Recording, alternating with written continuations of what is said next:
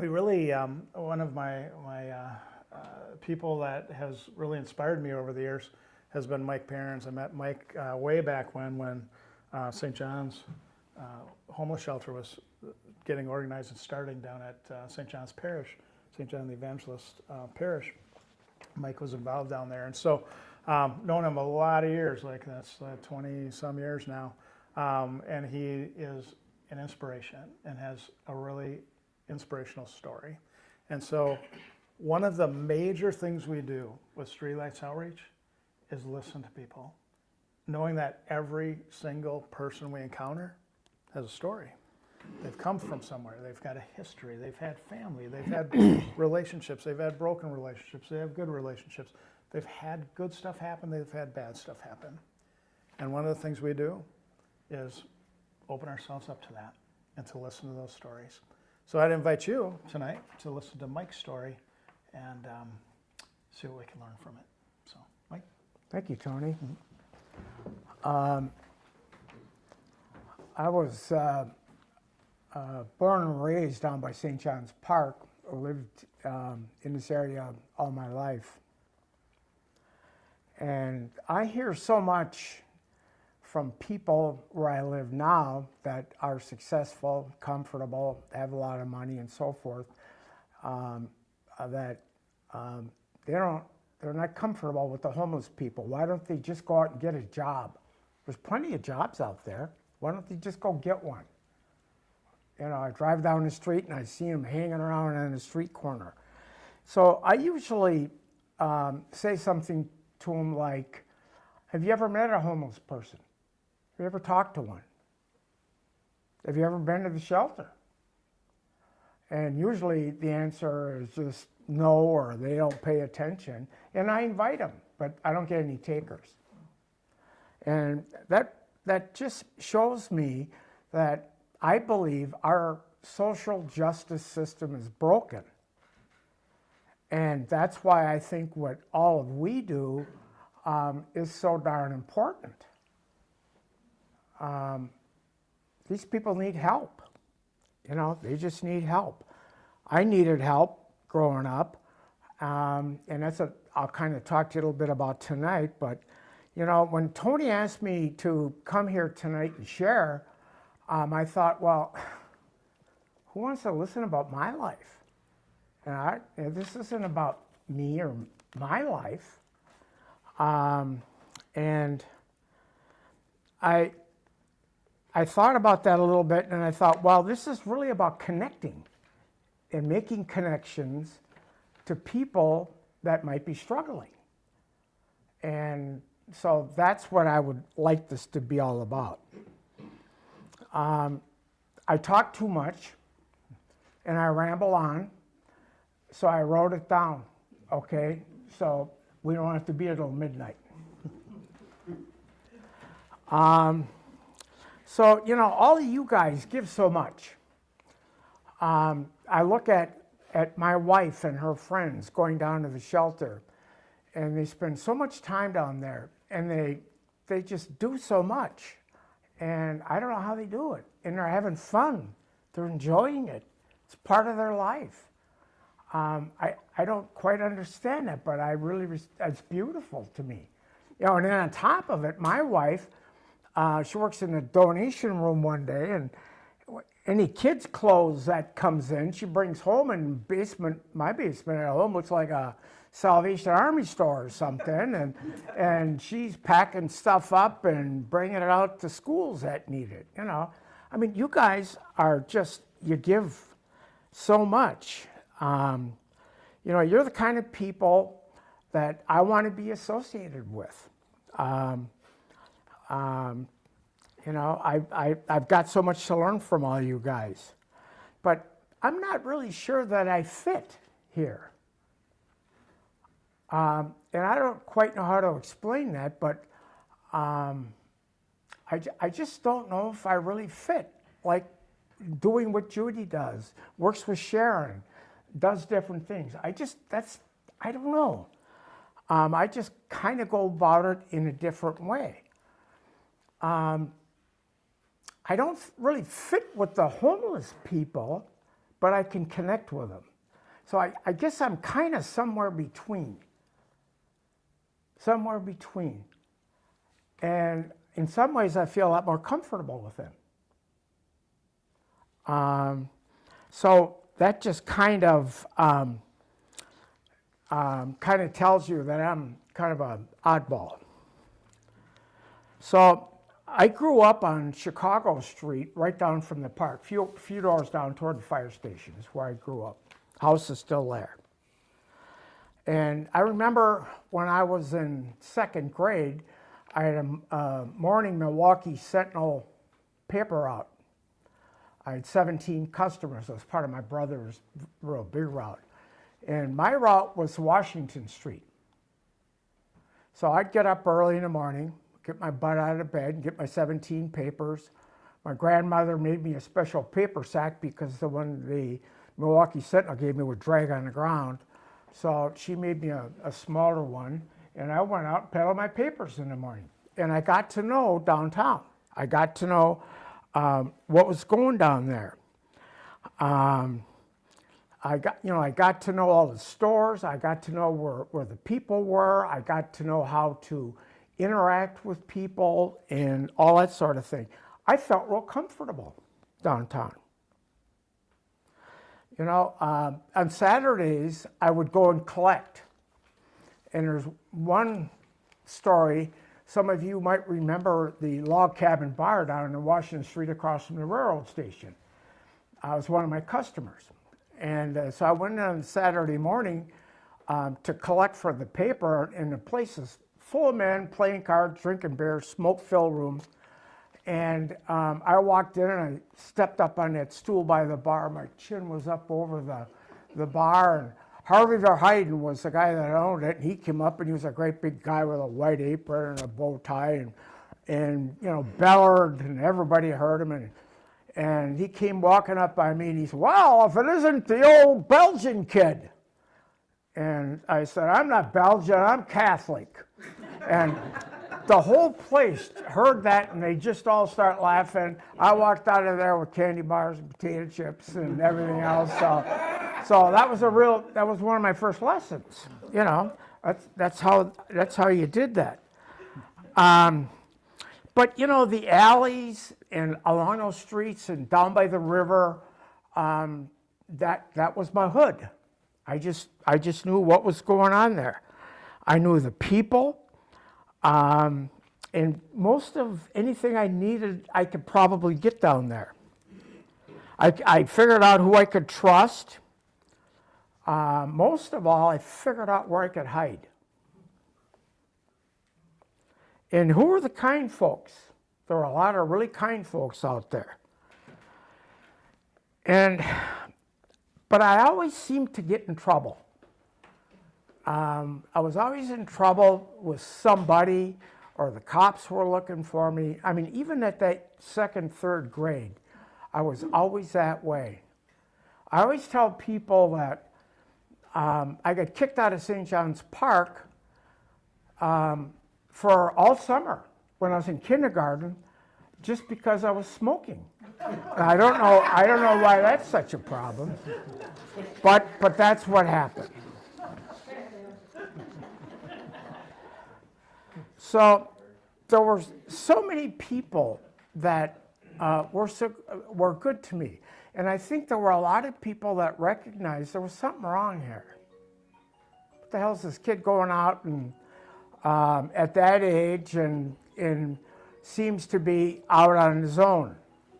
You know, one of my customers was the fire station. And I'd always go in there to, you know, collect or something, and they'd always make me go upstairs and hide the money on me. And I always walked out with an ice cream bar or something. Those guys were great to me. And one day they asked me, "Would you want to go for a ride in the new fire truck?" Well, what little kid wouldn't? So I jumped in the fire truck with them. They drove downtown, pulled up in front of a shoe store, took me in and bought me a pair of shoes because mine were all wore out on the bottom. You know, or the cop across kitty corner from Prangies, I used to walk by there all the time, and he would say, "Hey, Perrins, where's your coat?" And I said, "I don't like coats."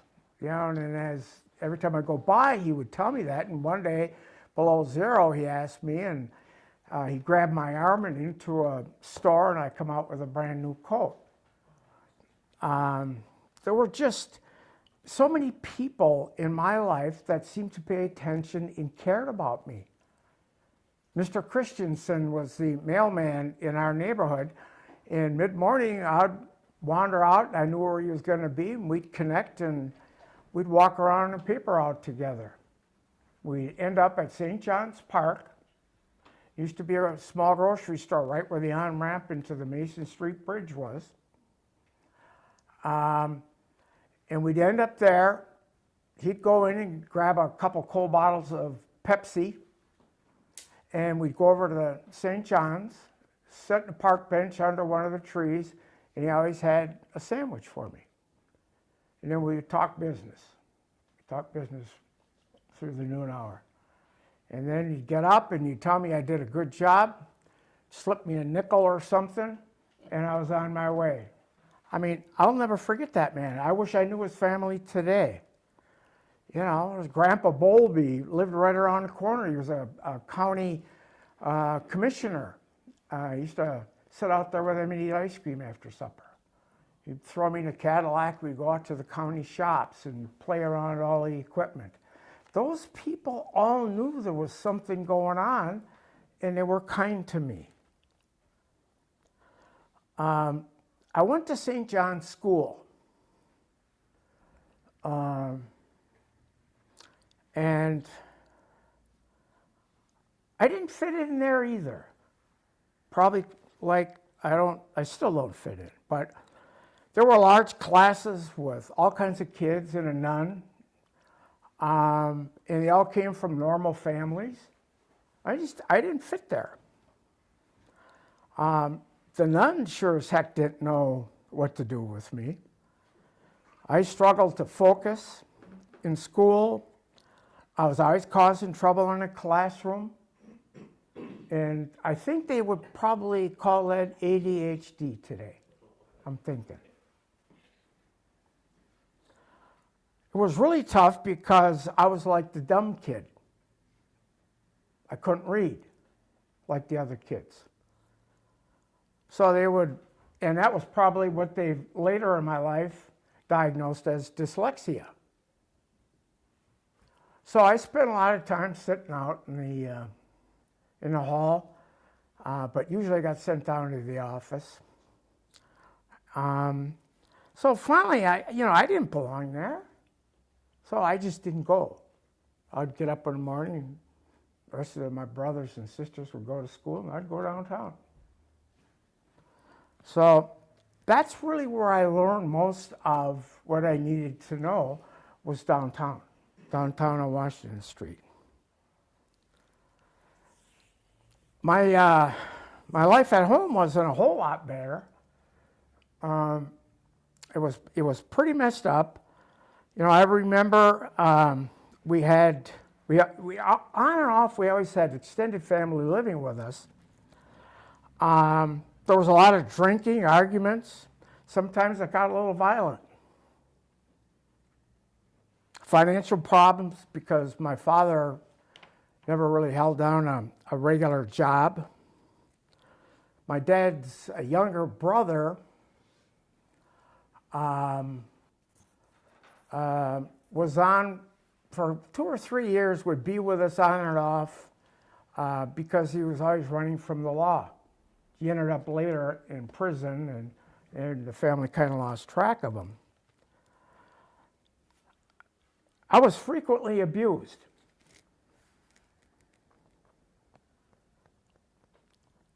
My mother worked at night, cleaning offices downtown, so she wasn't around when most of the stuff was going on. She was just trying to keep the wheels on it, buy groceries, and take care of the family. I think that she was probably, at that time I thought, the only one that really cared about me. So at night, it would start getting dark, and I was afraid to go home. Or if I was home, I'd sneak out. And I had all different places that I could go. But I was afraid. You know, you're by yourself, you're a little kid, you're probably in 3rd grade now or something.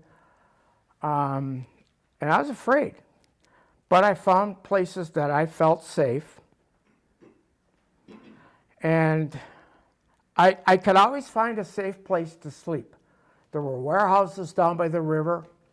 For some of you that were here a long time ago, you remember those warehouses. And I would climb up the ladder on the outside, and there was a door on top, and I'd go down in. There were doors where I knew would be open in different buildings. I mean, I knew every place. There was an old tugboat down and parked there that I would go in. I even knew where they kept the key outside the women's club that's still there on Adams Street today, and I would go in there once in a while and sleep. So I could find safe places to sleep downtown. I knew every back alley. There's even a bus in the garage at the Holy Roller Church, I remember I used to go sleep in. So,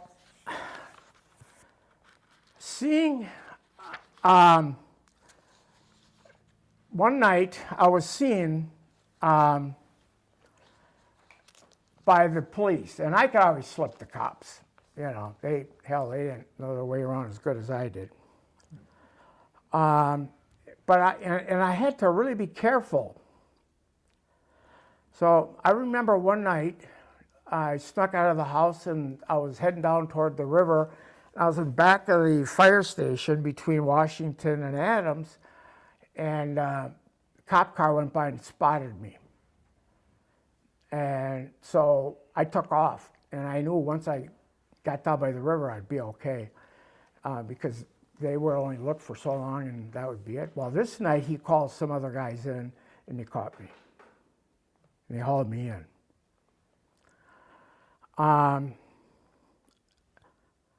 So they hauled me in and wanted to know what the hell this little kid is doing outside this time of night. We've seen you out here before. What's going on? So I didn't want to really tell them a whole lot. But when I sort of told them what was going on, they called my uncle. They same last name, parents. So they called my uncle, who at that time just happened to be district attorney. And he was my godfather. So Bob came down, and everybody agreed that I'm not going back to my home. So Bob took me to his house. And I sat there most of the night with his wife, Beth, Aunt Beth, and Bob, and we talked, and that was the first they knew about what was going on. And I spent the next few weeks with them. And after that, my Aunt Bernice, godmother, who had a farm out in Kewaunee County by Lincoln, picked me up, and I went out there and stayed with them for the better part of a couple of years, I guess. That was really a life-saving time for me because I was now with a family that really gave me some beautiful stuff.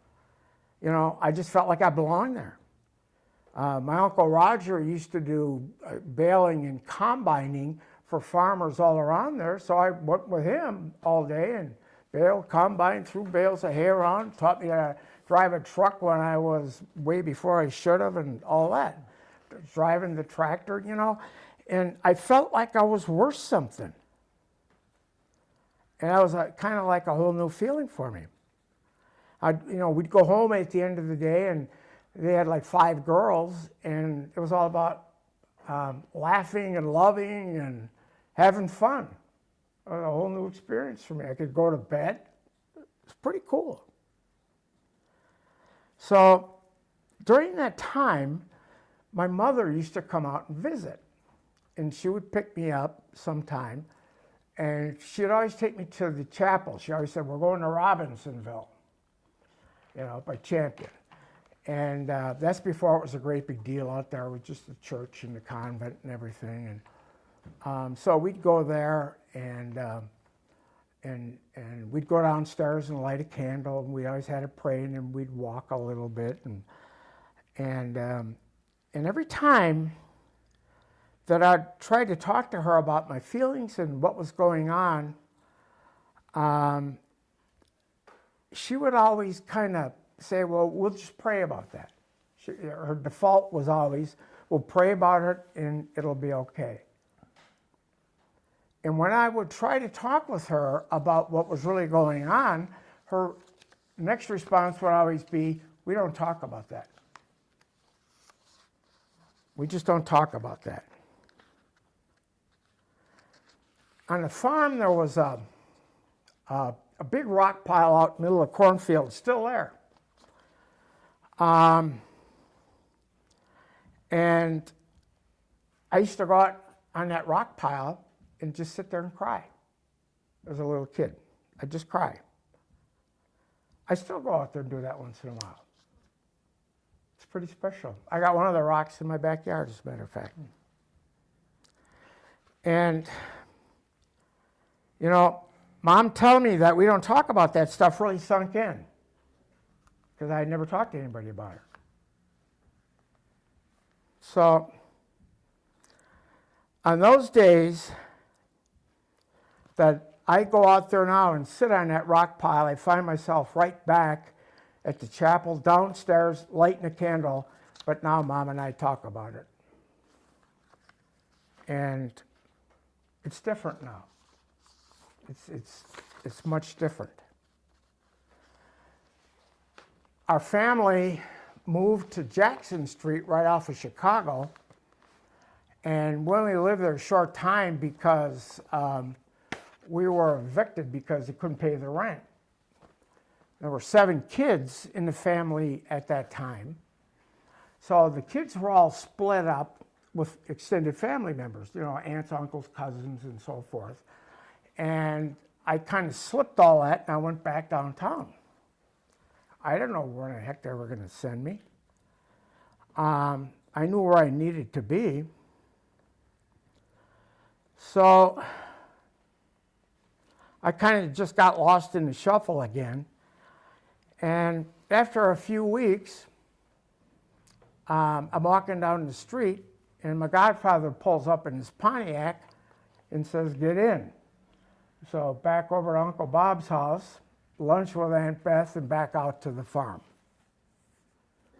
And that's where I was then until the family moved a little while later to De Pere. So now I'm about 12, 13, I was 14, I guess. We moved to De Pere, and I remember sitting at dinner one night, and my father was all over me. He'd been drinking. And I said, I'm leaving. He said, well, don't let the door hit you in the ass. So I left. It was January, cold as hell. I wasn't real smart. So I had 3 dimes in my pocket. And I went on Highway 41, stuck my thumb out, and I ended up in Kentucky. Took me a while to get there, but I got to Kentucky. And I spent some time on the streets, got in trouble, got locked up. I was charged with 3 felonies.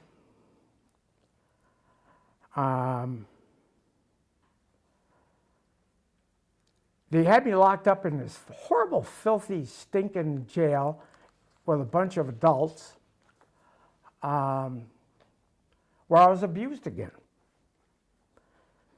And eventually, guess who showed up? Uncle Bob. Came to my rescue again. Back home, you know, I found myself hanging around the same place downtown, getting in trouble and all that. And fast forward a few years,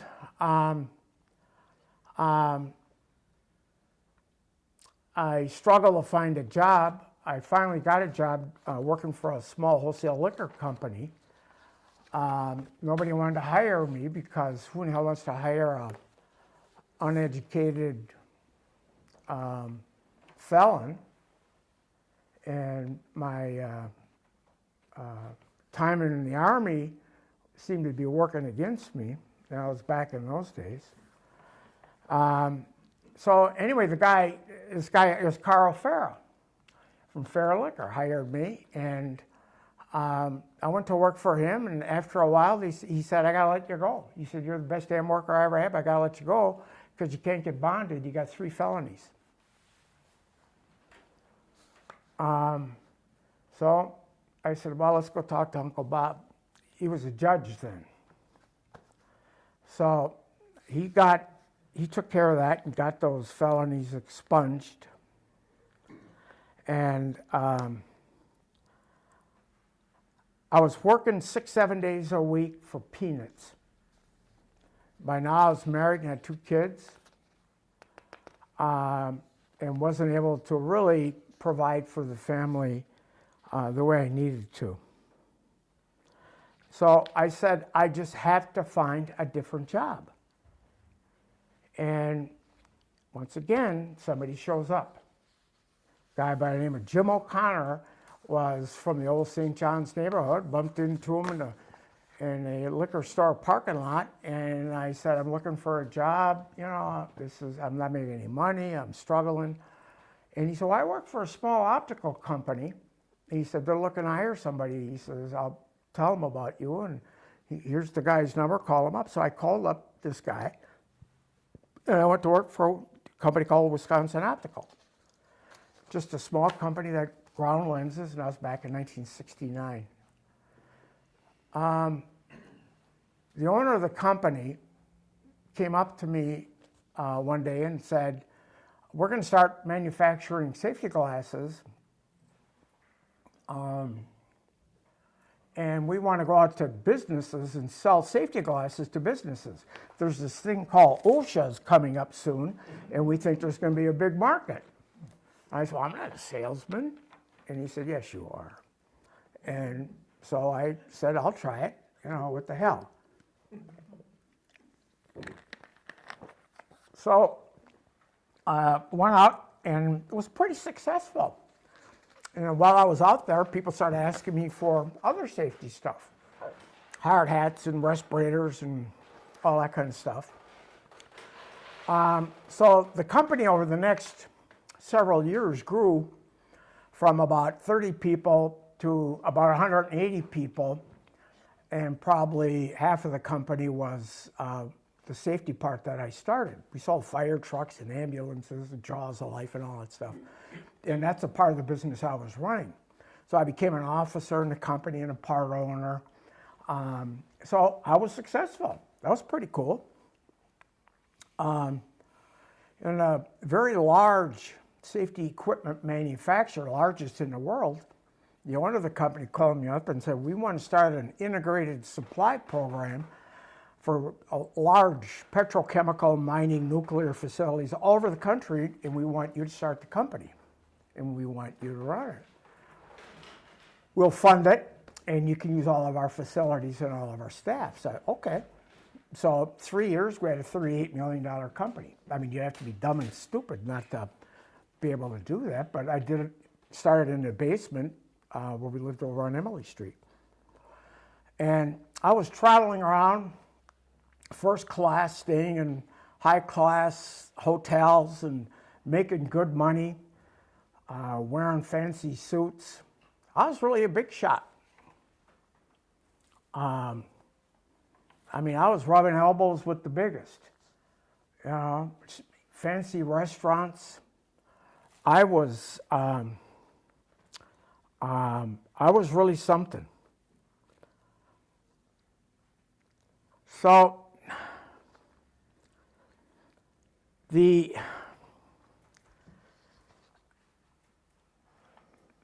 bottom kind of dropped out for me. The bottom didn't kind of drop out. The bottom dropped out for me when the drugs and alcohol caught up with me. And I checked myself into a treatment center in Minnesota, a place called Hazelden. And that was the beginning of the change. The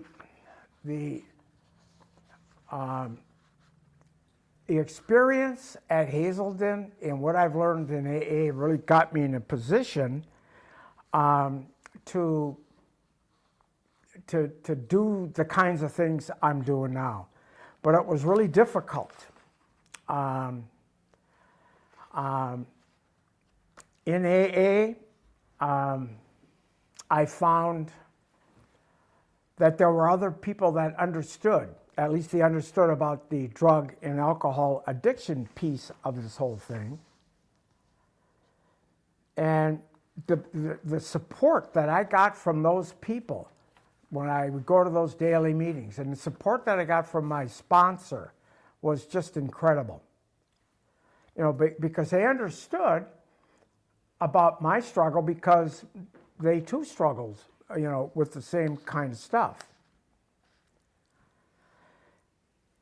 But there was a part of that program that I just couldn't get. And it was all that God stuff they were talking about. You know, they would say, you know, God, a power greater than yourself. I thought, what the hell does that mean? That just wasn't working for me. So I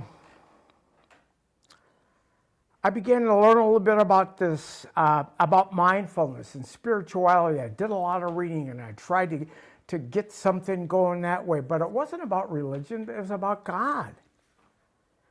And then one day, it occurred to me that God loves me, and there's not a damn thing I can do about it. And that really was a big change for me. Now, that may seem real simple to all you guys, but for me, it was a hell of a big deal. So I thought, well, that's cool, but what am I supposed to do with that? What am I supposed to do with this God loves me stuff? And certainly, loving myself was out of the question. So I started to accept this God's love the way I saw it, probably in a weird way, but the way I saw it. And, you know, what am I supposed to do with this? I figured out that I just needed to let that flow through me.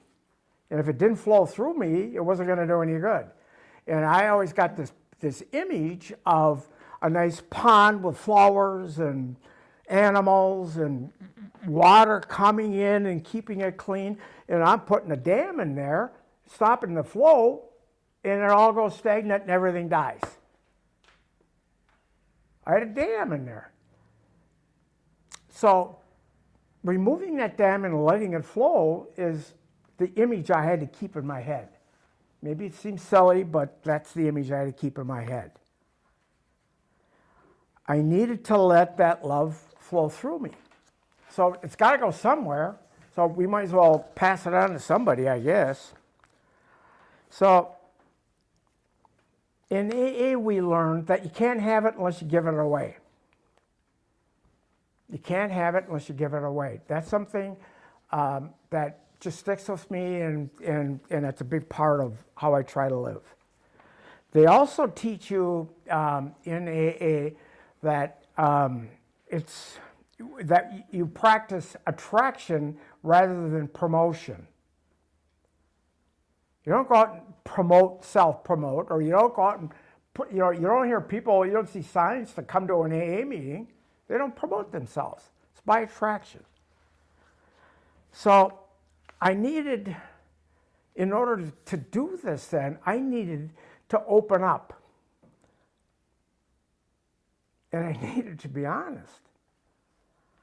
And boy, those are two things that I really struggled with, and I still struggle with. But I'm a lot more open now than I've ever been. And I suppose that's because I'm 81 years old and I don't give a damn what people think. And I don't care what you see inside of me. I know it ain't pretty, but I don't care. Because as I go about my work every day and do what I'm doing here, or I go to work and I meet with a lot of people, I do a lot of teaching and that kind of stuff in businesses. And by being open up, I don't hide the fact that there's a big mess inside of there, and people are attracted to that. And then there's opportunities to be able to connect and do some good, and that's how I heal. Mm-hmm. That's what helps me. That's you can't have it unless you give it away. So, that's when I feel best, when I can do that. When I'm open and honest, I find good friends. I find people that are struggling. I find opportunities. And I believe that there's opportunities all around all of us all the time. That's just the way I think. You can't have it unless you give it away. So I believe that we're all interconnected. Even a lot of those people I can't stand to be with, we're still interconnected. And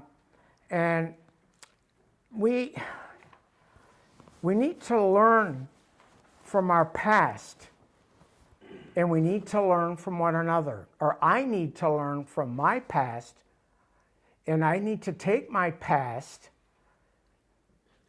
and I need to take the pain, and I need to take that crap and try to transform it into something that can do some good.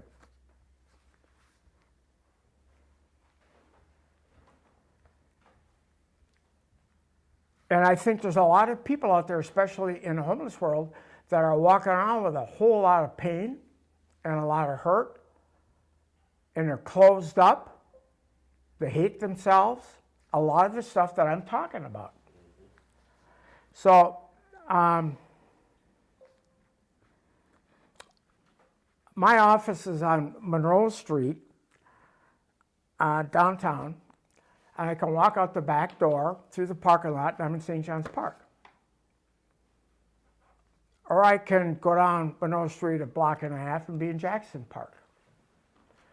So I get a little rest. I do quite a bit of traveling. So on the days when I'm in the office, I can't just sit there and work like normal people. I got to get up and stretch and do stuff. And I always go out to one of the parks, usually St. John's, because that's where I kind of belong.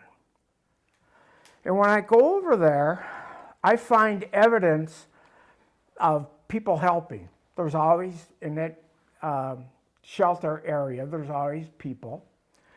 And I try to connect with them. And I see evidence of other people that are trying to do some good. Might be a stack of pizza boxes, blankets, whatever. And I know there's a lot of other people that are trying to help them. And frequently the conversation goes to, a lot of these people like to quote scripture. And they've got it recited, and they're quoting scripture. And I'm thinking, this is going to help you? Now, please don't be offended when I say quoting scripture is not going to help you, because reading scripture is a good thing, I believe, but you got to do something with it. I think that there's a lot of people going down, evangelical, preaching, whatever, and saying if you just believe that God will take care of you, it'll be okay. And I'm sure that's part of it, but it didn't work for me. I don't have anything against it, and I hope it does some good. And there's just a lot of people trying to do a lot of different things. But I think what people need is a connection. I think what these homeless people need is to know that somebody cares. I think what they need to try to understand is that maybe somebody even loves them. You know, man, then there's all these people down there that are struggling with other issues, mental issues, physical issues, on top of all this. And what's happening to the gay people or the transgender people on the streets? Those are a whole different kind of set of circumstances. So I try to connect with all that. So for me, it just starts with sharing my experience. And that really starts with hope and love. I created this huge, pardon my French, pile of shit behind me. So many years of who knows what. This huge pile of shit. And it's been a long time and it's been sitting there. I haven't had a hit or a drink since July 13th, 1989. So it's been sitting there that long, and it's transitioning into compost. So when I leave my office and walk down to the park, I just scoop a bucket of that compost and bring it with me so we can plant some of that love and hope. And what I try to do is teach them how to do that with others. And hopefully some of this will stick. Some of this will grow, and then it can be shared, and they can all start helping one another more. You know, when I go down there, I feel their struggles. A lot of times we share that woundedness stuff. Maybe trauma that they've experienced, or addiction that they're still struggling for. I drag some of them into AA meetings.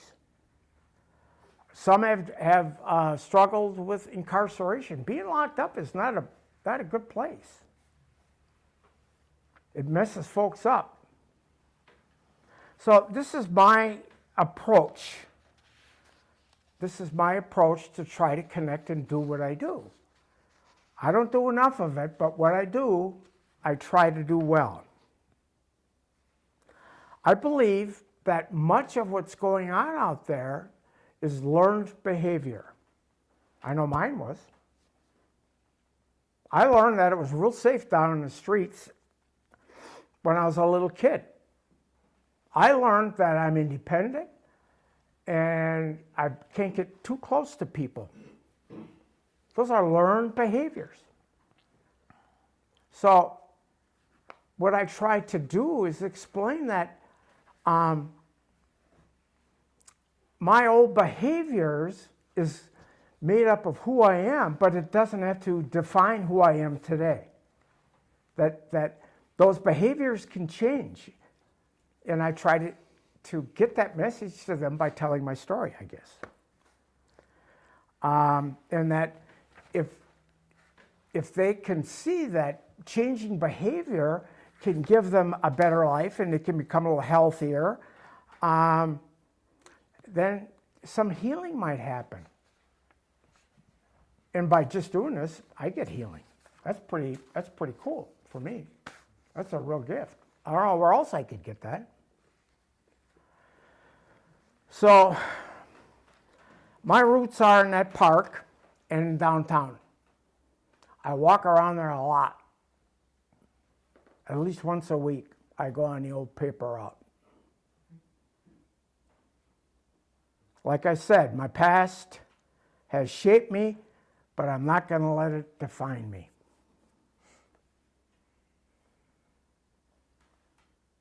The trick is to take that past and transform it into something good. Again, I say that. It ain't pretty, and sometimes there's pain inside and it hurts. And what I try to do is get a hold of that pain and hold it and take care of it.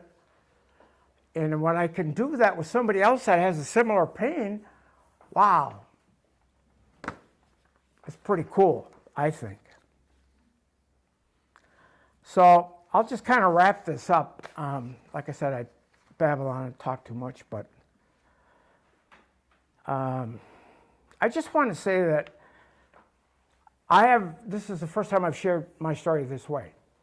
It was 2 nights ago in this room. Most of my family has never heard the story. And sharing this tonight is really hard for me because I'm struggling with my emotions and the toll that my actions have taken on my family. Been clean and sober since 35 or so years now, 37 I guess. And I'm working to heal the damage that I've caused to my family. That's a lot harder than going down to the park and trying to help those folks, I'll tell you. My children were caught up in my absence. They were influenced by my sickness, and they were deprived from the Father's love that I didn't know how to give them. And I'm still paying the price for that. But I can continue to heal, and I can continue to try to make that better. And it is getting better. All I ask, all I want is to know that I'm offering them a healthy father, that it loves them so deeply, and a father that yearns for their connection. And really, my wife Judy, over 60 plus years, been putting up with this crap. There was a time that we split up right after I got sober. I thought after I sobered up, if I just quit drugging and drinking, everything was going to be fine. Hell no. It got a lot worse. That's when the depression set in. That was the worst few years. And we split up. Now, after 60 plus years, I tell you that she's been a constant source of strength. And I wouldn't be here without Judy's strength and love and commitment. Our life today is truly wonderful. And for that, I'll always be grateful. Because I sure as hell didn't deserve it. But that's my story. I love you all. Thank you. Thank you.